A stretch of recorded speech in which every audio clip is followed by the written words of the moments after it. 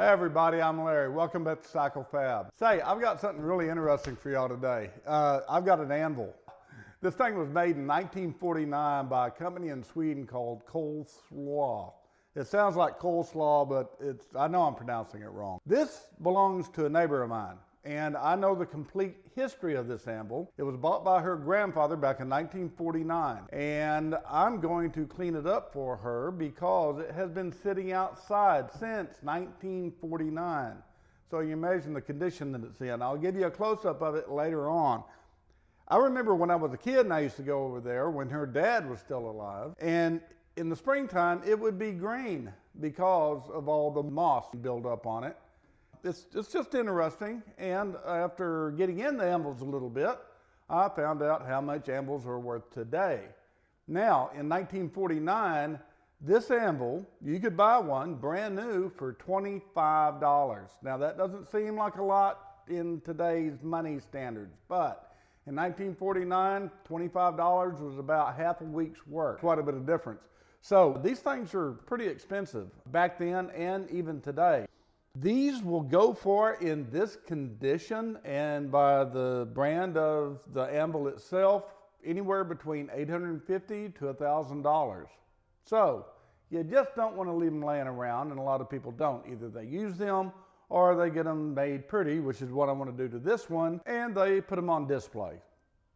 So I'm going to show you how to safely get the iron oxidation off of this, aka rust, without destroying the good usable steel that's still in this. Now the oxidation is pretty deep, so I want to use a process called electrolysis to get this deep penetrating rust out of this anvil. And the neat thing about it is it does not damage the good steel that's still in there. You're not going to be removing acid wood. An acid bath works great, but you know, it takes everything off, even the good stuff. What we got here is a battery charger. Now it's going to be set at 2 amp. Now I have 4 anodes on each corner, and I'll connect my positive lead to those.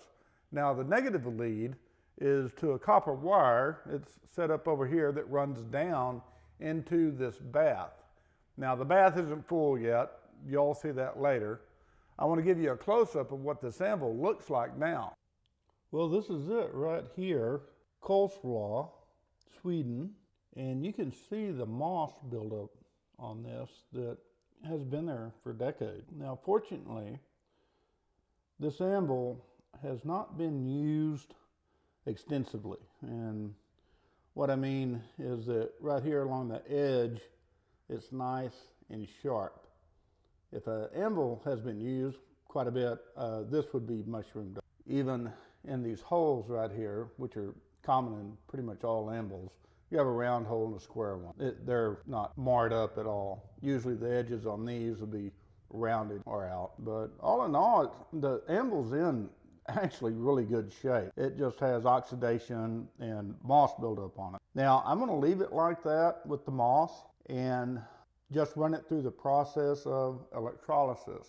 I'm sure that the moss will come off because it's attached to the oxidation, and that'll save me a lot less elbow grease that I'll have to. Now let's get on with the electrolysis process. Now normally I do this on the ground, but because I'm showing you guys, I'll be doing this up on the table. So this anvil weighs 70 pounds, and I'll do my best to get it in there without making a fool of myself.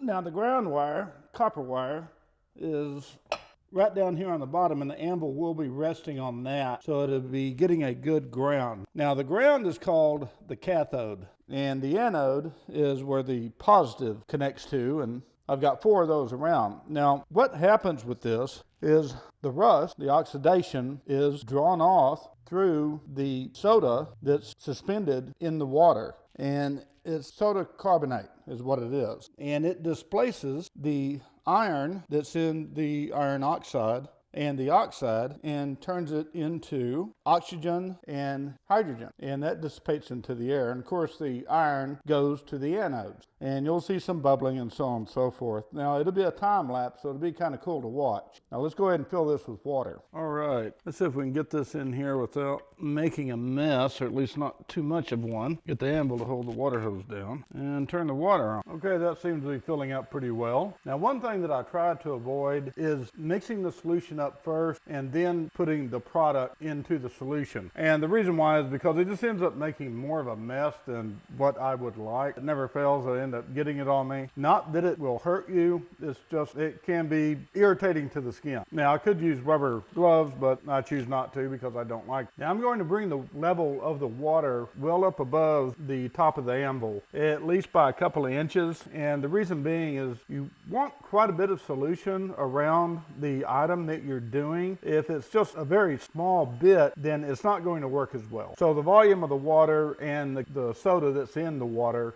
has to do a lot with the amount of time that it takes to get the oxide, the rust, off of this anvil and whatever product you choose to use. I did some Ford narrowed 9-inch rear ends here a while back, and that took a while. Of course, they're quite a bit larger than this, and I had to use a horse trough, and I did them individually, and it still took 2 days a piece to get all the oxidation off of it. But this is a great deal safer than using anything else, even sandblasting.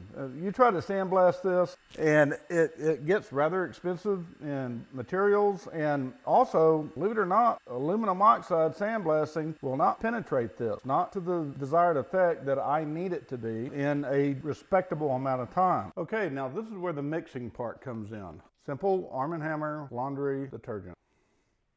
2 cups.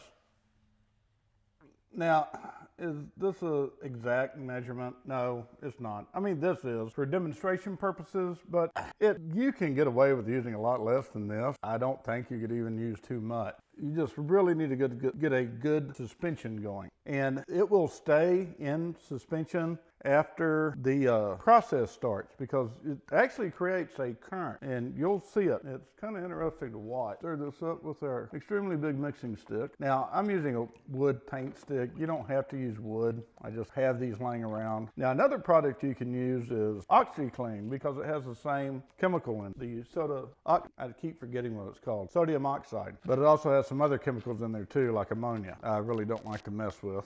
Okay, you get this mixed up. Now we plug in our battery charger, and I always set this at 2 amp. Don't set it for anything over. The battery charger that I'm using is a 12, 15, and 110 amp. Just set it at 2 amps and you're good to go. Now this process is going to take about 24 hours, and that depends on the size of the object and how bad the rust is. Now I can already see bubbles starting to form. You can definitely see bubbles right there of it. Anyway, I want to set the other camera up and do a time lapse on this, and you guys can hopefully get a little bit of amusement out of it.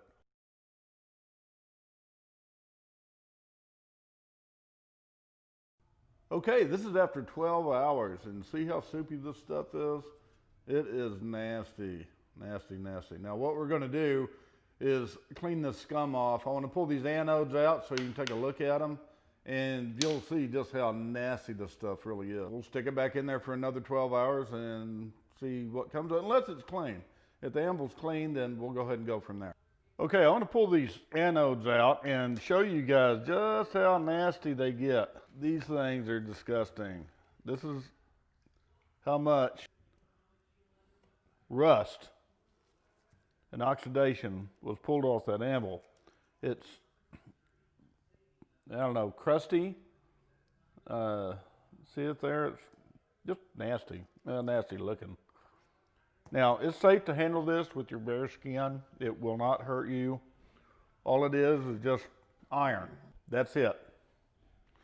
Okay, let's go ahead and get the rest of these out, and we'll clean them up and clean the tank out and check the anvil and put everything back in. If it needs to go back in, we'll see. Now look at that. Big hunk of scaling.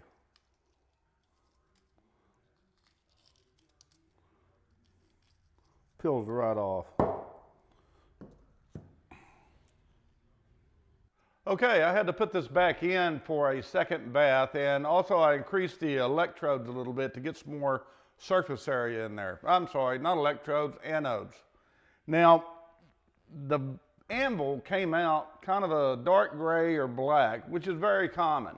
What that is Fe3O4, which is another form of iron. It's called magnetite. And it sticks to whatever product you're going to be trying to get rust off of. Really simple to get off. All you have to do is use one of these on it, and it brushes right off. Now, you can use a hand brush if you want to put that much elbow grease into it. It is doable. I've done plenty of them like that, but I'm lazy, so I use one of these. It's not going to damage this anvil anyway. So let me go ahead and do that, and then I'll show you the finished product. And by the way, if you're liking this video, please subscribe and hit that like button. Well, the anvil's done. I brought it out here in the sunlight to give you a full description as best I can as to what this anvil looks like and how well it came out. It really did come out clean. I can't believe it. I mean, this is one of the better anvils that I've seen, specifically because of this line, this edge right here, and the holes. This is the original chamfer that came in this anvil as far as that hole goes, here and here. So this anvil has not been used much. I mean, for a piece of Americana, 75 years old, it's been sitting outside for that long, and it looks this good. It just takes a little bit of work, and use your head, not your back, to get the rust off. That's what the electrolysis process works best at. And around here on the other side, actually I found some more markings on this anvil. See if I can spin it around here. Yeah, see, 70 pounds. And I don't know if you can see, it says made in Sweden. And also there is a star right here, star, made in Sweden, and then a star. Now that star is the import company, and I think it was called Standard Anvils, something like that. Anyway, they're the company that imported these anvils into the US, and they would stamp their star on it. Star Anvils, that's what it was called. That's the name of the import company. But anyway, there you go, $25 anvil. Well, it's not $25 now, it's closer to $1,000. If you look down to the bottom, you'll see a couple of more of my videos. Be sure and subscribe and check that like button. Y'all have a good holidays now. Bye.